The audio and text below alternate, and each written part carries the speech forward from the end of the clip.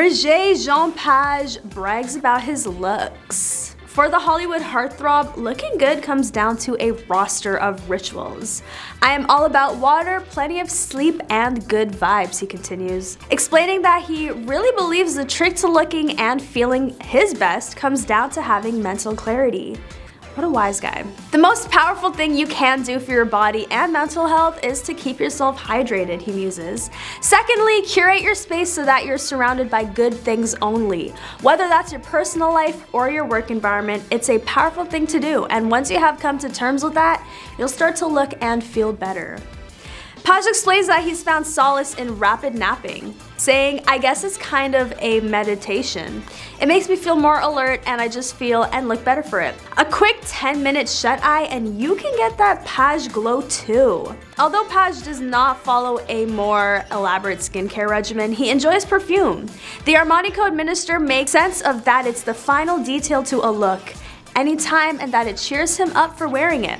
Scent is intimate. It evokes emotion in a very pure way, almost like music, he explains. I find a fragrance energizing. It's like a little soundtrack and it inspires, boldens, and invigorates you. He says that scent is a form of self-expression both visually and mentally. I like to wear grounding, earthy scents, things that are fresh. It's like meditation through scent. He finishes by saying that even with his work, he's all about one thing, good vibes. Honestly, it might sound like I'm jesting with you, but good vibes are what make me happy and in turn make me feel good. My corporate values are good vibes and it changes everything, including how I look on the outside. Regarding his fashion relationship, it's obvious and we all admire those who have a positive relationship with it. When it comes to fashion, some people rely on others who are more knowledgeable than them. Regarding fashionistas he admires, he looks up to Billy Porter and Harry Styles. It has enabled individuals to become a wider, more vibrant, and brighter version of themselves than they had previously believed possible. That, in his opinion, is the purpose of culture, fashion, and art. Also, I agree. Regé-Jean Page will be in the new Dungeons & Dragons movie, but off-screen he plays the internet boyfriend and enjoys it. His co-star Chris Pine jokingly tells people, we talk about it all the time.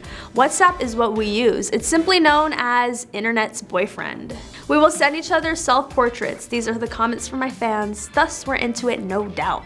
Page quips the web is very much charmed and we send the internet flowers all the time. Cute. Page immediately prevailed upon Pine as well. Pine asserts, I'm so kind of in awe of how one manages to come out of an experience like Bridgerton and be normal. Regé is professional and hardworking. He's also very funny, which is especially irritating. Regé-Jean Page opened up about the moment in his life he knew Bridgerton had changed things for him. Being labeled the most handsome man in the world and having the best ass of his life while filming Dungeons & Dragons: Honor Among Thieves. The actor on Tuesday stopped by The Late Show with Stephen Colbert for the first time, where he was welcomed with extended applause and cheering that made him jokingly question if the host had hired the audience. Colbert pointed out that people still remember him quite fondly from the first season of Bridgerton, multiple parts of you from the season, before asking him when he knew his career had changed as a result of the series.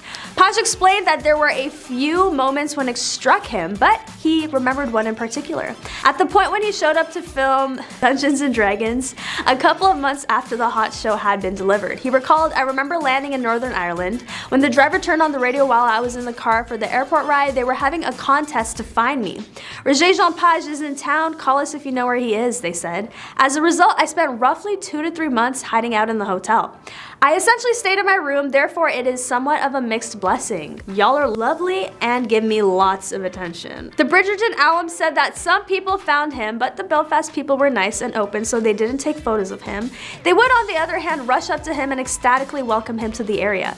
He stated to the host it was a very strange inversion. Set was once like an extraordinary location. I would go into the set, which would be the place where dreams would happen and everything would be strange. I got to play Hollywood, and then you go home and sit in coffee shops and life would be normal. He proceeded, after Bridgerton, set was where individuals treated me ordinarily.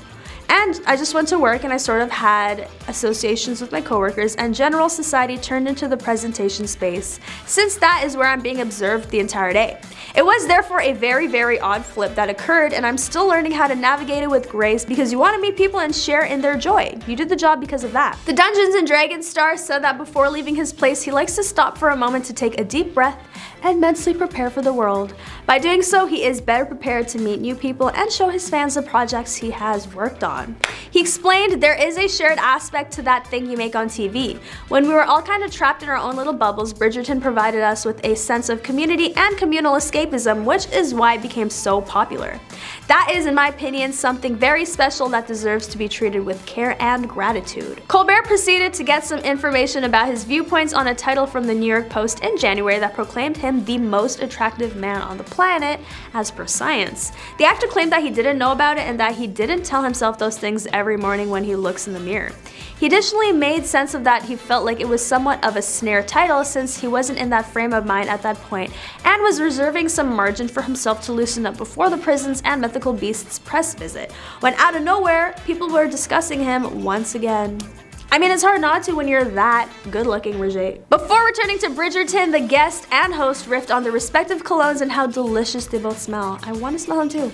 Page mentioned that what people don't know about the show is that he and co-star Phoebe both had horrendous coffee breath the whole way through. One day, he was an underseen star in successful American TV dramas, Roots for the People and British soap operas Waterloo Row. The next, you couldn't move without hearing someone say his name or the name of his now near iconic character, Bridgerton's Duke of Hastings. The period drama series headed up by Shonda Rhimes arrived on Netflix like a bomb in the midst of an uncertain second wave. Smoldering, sensual, and intelligent, it was a unifying gift for fans of salacious TV drama. It just so happened that this one took place in a reimagined Regency-era England. Page's Duke, the love interest of Daphne Bridgerton, found himself at the carnal center of it, so fawned over by folks of all generations that he became a household name, the kind of actor whose name alone carries enough currency to walk into big-budget movies, having proven their worth already. The first part of Colbert's interview with Page ended with a question about a quote he gave to Entertainment Weekly in which he said that he had the best ass of his life while shooting Dungeons & Dragons. You would have thought that ground shift came along with Bridgerton, but Page remembers it in a different way. He'll take you further back to a quieter encounter if you ask him when it feels like things have changed. In 2016 to Santa Monica Beach, Malachi Kirby, close by whom Page featured in Roots, a change of the dearest 1970s series that followed the existence of a person of color back to his subjugated predecessors had come to remain with him.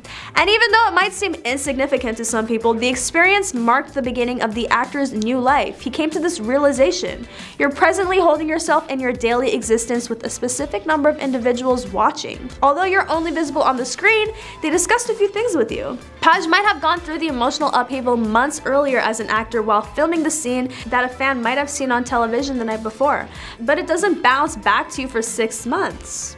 Or a year, or sometimes even 2 years. It was like an echo effect. Wow. That was all for today. Like this video if you love sexy men like Regé, and don't forget to like, comment, and subscribe for more juicy news on your favorite celebrities. I'll catch you next time on The Rich Life.